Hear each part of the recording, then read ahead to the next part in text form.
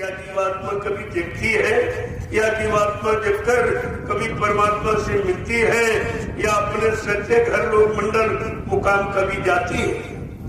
ये जानकारी आपको किसी ने नहीं दी। इसी जानकारी का नाम है सत्संग, सत्य का।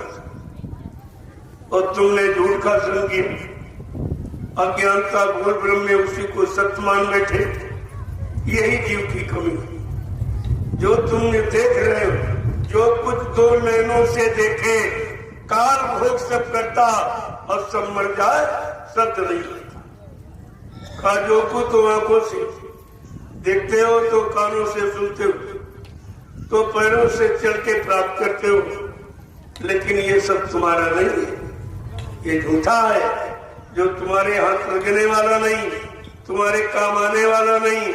लेकिन भूल और भ्रम में हम सब इतने थक गए, बड़े बड़े ज्ञानी ध्यानी नहीं समझ पाए कि मानव जीवन परमात्मा ने किस लिए दिया, इसका मूल काम क्या, इसका मूल आधार क्या है, ये तो अभी तक क्यों नहीं जान पाए। और जनाने वाले आए, लेकिन तुमको उनको नहीं जान पाए, तुम उनको भी नहीं जान पाए जो तुमको जनाने के लिए, तुमको जगाने के लिए, होश में ले आने के लिए, तुम्हारी जीवात्मा को जगाने के लिए, परमात्मा से मिलाने के लिए, तुम्हारे शरीर और मनसा वाचा इंद्रियों के द्वारा किए गए पाप कर्मों को मिटाने के लिए जो आए, लेकिन आपने उनको पहचान नहीं पाया। ये जीव की कितनी बड़ी भूल है। जबकि बाबा जी ने अपना इतना परिचय दिया है, शायद धरती मंडल पर किसी ने दिया। एक एक शब्द और एक एक बात और एक एक वचन तुमको 10 जुलाई 1952 से 2012 ये उनके सुनाने का समय। ये कितना समय है? 60 वर्ष। 60 वर्ष से जीवन है कर तो 60 वर्ष आपको सुनाया, समझाया गया, कराया गया, तुम्हारी समझ में कुछ भी नहीं समझ पाए। एक भी शब्द अगर जान जाते, एक वचन को अगर पकड़ लेते और चल पड़ते, तो अब तक तुम अपनी मंजिल काफी तय किए होती। लेकिन इस शंका ने कुछ नहीं करने दिया। शंका टायन का न खाया, को जग जाए न व्यापी माया, काय शंका ने किसको नहीं खाया। रावण जैसे धनवान बलवान बुद्धिमान को शंका ने बर्बाद कर दिया। उसी शंका में सोने की लंका को बैठा। इतना बड़ा विद्वान था, 4 वेद 6 7 18 पुराणों का गया था। उत्तम कुल पुलस्कर नाती शिव विरंची मुझे वो वहां था। इतना कुलीन ब्राह्मण पुलस्कर जी के परिवार का, जिसने अपनी अखंड साधना आराधना से ब्रह्मा विष्णु महादेव को वश में कर लिया था। लेकिन बेचारा समय के जगाए नाम को नहीं समझ पाया और मारा गया। ये समय के जगाए नाम की महिमा है प्रेम। जब द्वापर में प्रहलाद ने अपने पिता हिरण्यकशिपु को बहुत समझाया कि पिताजी ये हरि नाम, यही सज्जू का नाम है, ये सज्जू के जीवों के लिए आया है, आप इस नाम को लो, आपका कल्याण हो जाएगा। लेकिन उसकी समझ में कहाँ है? समझने की बजाय वो अपने भक्त प्रहलाद बेटे को मृत्यु की सजा देने की शुरुआत करती। आपने पढ़ा होगा इतिहास कि पहाड़ों से गिराया, हाथी से कुचलाया और उसकी बुआ होलिका उसको गोद में लेके आग में, जलती आग में बैठ गई, लेकिन कुछ बाल मां का नहीं था। ये भक्त की महिमा है। भक्त अपमान होने पर सजा कुदरत सुनाती।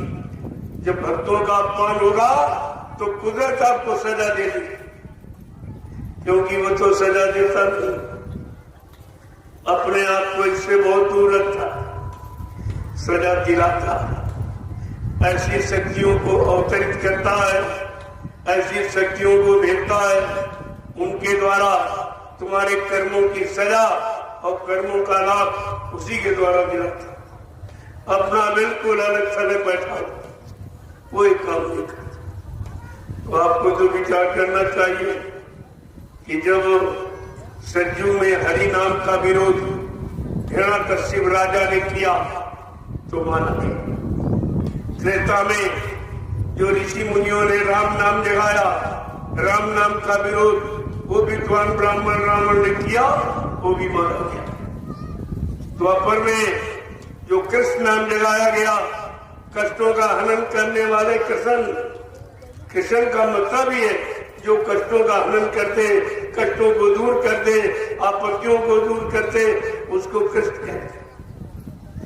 लेकिन नहीं लोग समझे, कृष्ण का मामा कंसी नहीं समझा, वही विरोधी बन गया और इतना विरोधी कि कृष्ण को मारने की सारी युक्तियां अपना लिया। अपनी बहन पुत्रा को बुलाया और पुत्रा से कहा, ए पुत्रा तुझे वरदान मिला है, तू हर स्त्री के रूप को बना लेती, जा तू चली जा गोकुल में और यशोदा मैया का रूप बना लेना, अपने स्तनों में जहर लगा के और दूध पिला के उस बालक को मार देना। अब पुत्रा विचारी क्या जाने कौन है, शक्ति की प्रेमियों को पहचान नहीं होती। जैसे ये शक्ति आर्टिफिशियल, ये बिजली, आप बिजली कहते हो लेकिन देखी है कैसी होती है, किसी ने नहीं देखा। यानी शक्ति का कोई आकार, कोई रूप, कोई लंबाई चौड़ाई नहीं होती, देखने में इतनी सूक्ष्म और यानी काम करने में इतनी विस्तृत कि सारी शक्ति को जला के राख कर सकती है। ये है शक्ति।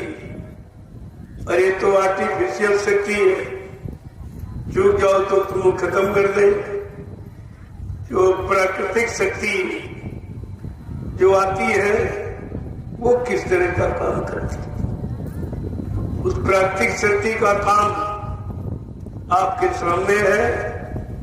जब वो रावण विद्वान नहीं माना, सब तरह से समझा के हार गए, उसके नाना मालवान बहुत समझाया, उसके ससुर दानवराज ने बहुत समझाया, उसकी पत्नी ने मंदोदरी ने बहुत समझाया, सबने प्रयास किया, लेकिन प्रेमियों समझ क्यों नहीं आती है कि विनाश काले विपरीत बुद्धि, जिनका विनाश होने को होता है उनको कभी भी सच्ची अच्छी बात कितनी आप बताओ उनकी समझ में नहीं आती। समझ जाएगा तो विनाश कैसे? ये सब जरूरी है, बगैर विनाश के फिर और अच्छी चीज कभी बनती नहीं। जब तक आपका मकान गिरेगा नहीं तो आप नया बनाओगे नहीं। गिरने के बाद, नष्ट होने के बाद ही नए मकान का निर्माण होता है। ऐसे इस समाज का विनाश होने के बाद ये नए समाज का निर्माण, अच्छे सच्चे धर्मी कर्मी और न्यायी और चरित्रवान शाकाहारी सदाचारी ब्रह्मचारी ऐसे लोगों से इस धार्मिक धरा पर हमेशा परिवर्तन हुआ और होगा। इसे कोई नहीं रोक सकता। अब यह है परिवर्तन का वक्त।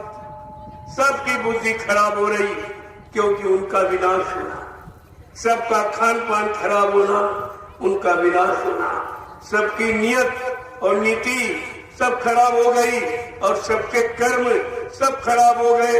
देखना, सुनना, उठना, बैठना, बोलना, चालना, सोचना, समझना, ये सब खराब हो गया।